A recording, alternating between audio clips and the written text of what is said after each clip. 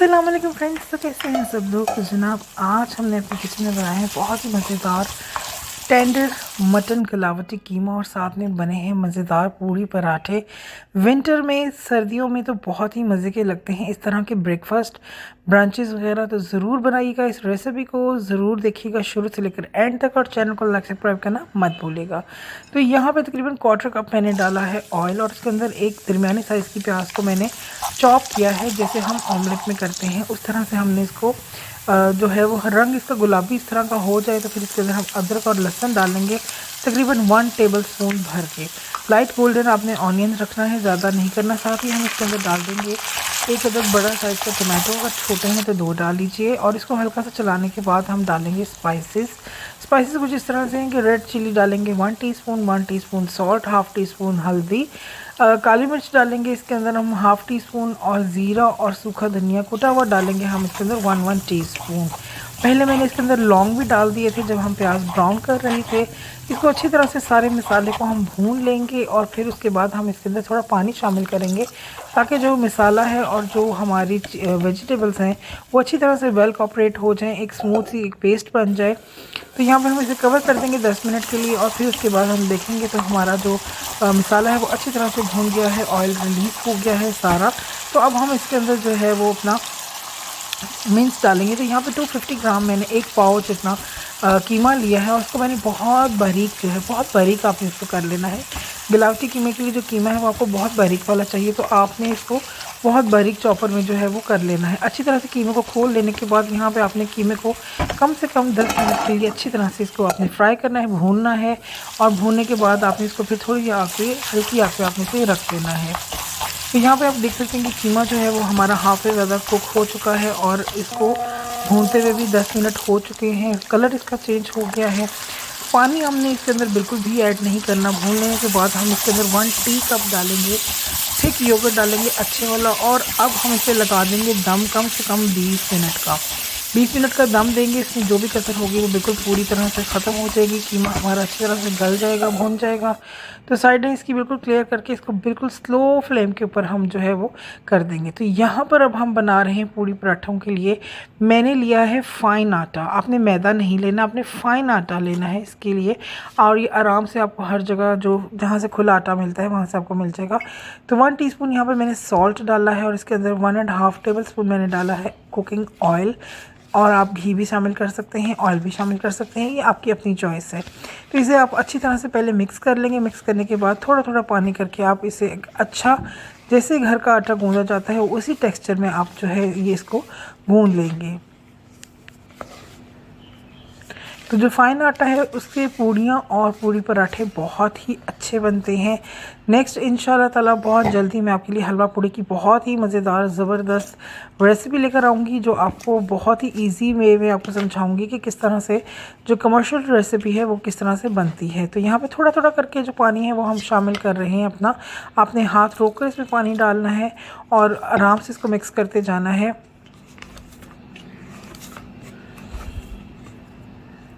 तो यहाँ पे ये डो जो है अभी फ़िलहाल मैंने इसे मिक्स कर लिया है अच्छे तरीके से, लेकिन ये बहुत स्मूथ आप नहीं हुआ। आप देख सकते हैं कि इसमें अभी क्रैक्स हैं, लेकिन मैं इसे रख दूँगी कम से कम 35 मिनट के लिए।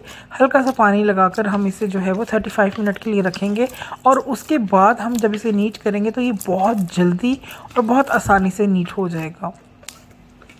तो इसको बहुत ज़्यादा आपने सॉफ्ट नहीं गूंदना और ना बहुत ज़्यादा हार्ड गूंदना है। बिल्कुल दरमियाना आपने आटा जो है वो तैयार करना है और इसे आपने कवर करके 35 मिनट्स के लिए आपने इसे रेस्ट देना है। तो यहाँ पे 35 मिनट्स हो चुके हैं और अब आप देख सकते हैं कि जो हमारा आटा है वो एक स्मूथ डो की शक्ल में आ गया है, क्योंकि रखने से जो है वो आटा बहुत अच्छा था। यहाँ पे आप अपने मुनासिब जो पेड़े आपने बनाने हैं वो आप बना के आप रख लें। तो यहाँ पे मैंने इसके बनाए हैं 5 पेड़े आपके सामने। तो 5 पेड़ों को हम अच्छी तरह से जो है वो पेड़ों की शेप दे देंगे और मैंने इसके ऊपर हल्का सा ऑयल लगा दिया है ताकि ये बहुत अच्छे से। आपने यहाँ पे खुश्का नहीं लगाना, बिल्कुल भी खुश्का लगाने से ये बहुत सख्त और अकड़े हुए बनेंगे। आपने इसको बिल्कुल जो ऑयल है वो लगाना है और आपने इसको बेल लेना है अच्छे तरीके से। और आपने इसके अंदर 1-2 जगहों पे सुराख कर देने हैं, क्योंकि ये पूरी पराठा है, पूरी नहीं है। यहाँ पे आपने नाइफ़ से इसके 1-2 कट लगा देने हैं। ऑयल को आपने देखना है कि अच्छा सा गर्म हो गया है। अब यहाँ पे आप देख सकते हैं कि मैंने छोटा सा एक बाउल डाला था, वो सही तरह से जो है वो बबल्स इसके बनना शुरू हो गए हैं। तो यहाँ पे भी हमने इसको फूलने नहीं देना, इसी वजह से हमने इसके अंदर जो है वो कट्स लगाए थे ताकि ये फूले ना, बिकॉज ये पूड़ी पराठा है, पूड़ी नहीं है। तो इसी तरह का ऑयल आपने लिया है। यहाँ पे मैंने ऑयल आपको बता दूँ कि यहाँ पे मैंने 1 कप ऑयल लिया है। तो 1 कप ऑयल में भी बहुत अच्छे पूड़ी पराठे बन जाते हैं। ज़रूरी नहीं कि आप बहुत ज़्यादा ऑयल लें, बिकॉज फ्राई करने हैं। तो ये फ्राई हो रहा है, आप देख सकते हैं कि मैं किस तरह से इसे फ्राई कर रही हूँ और एक साइड इसकी बहुत अच्छी से हो चुकी है। तो बहुत आसान रेसिपी है ये कीमे की भी और पूड़ी पराठे की भी। रेसिपी को ज़रूर फॉलो कीजिएगा। तो यहाँ पे हमारा पूड़ी पराठा जो है वो बन के तैयार हो चुका है। तो दूसरा पराठा भी मैं आपके सामने डाल रही हूँ। तो इसके अंदर आपने जो कट्स हैं वो ज़रूर लगाने हैं, या होल्स आप कर लें, वो मस्ट है। तो यहाँ पे आप देख सकते हैं कि माशाल्लाह पूरी पराठे का कलर जो है वो बहुत ही खूबसूरत लाइट गोल्डन कलर आया है और बहुत ही सॉफ्ट, बहुत ही अच्छे से ये पराठे जो है वो बनकर तैयार हुए हैं। तो यहाँ पर अब हम करेंगे सर्विंग। हमारा कीमा जो है वो हो चुका है मुकम्मल रेडी। तो अब हम इसको निकाल लेंगे सर्विंग बाउल में।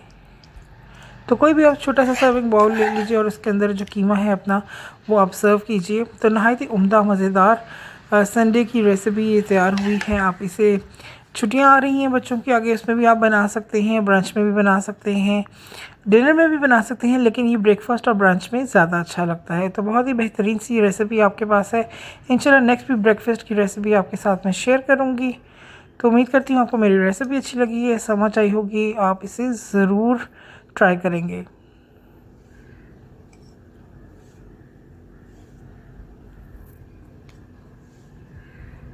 तो यहाँ पे कुछ ग्रीन चिलीज़ और लेमन जो है वो मैं डेकोरेट कर रही हूँ।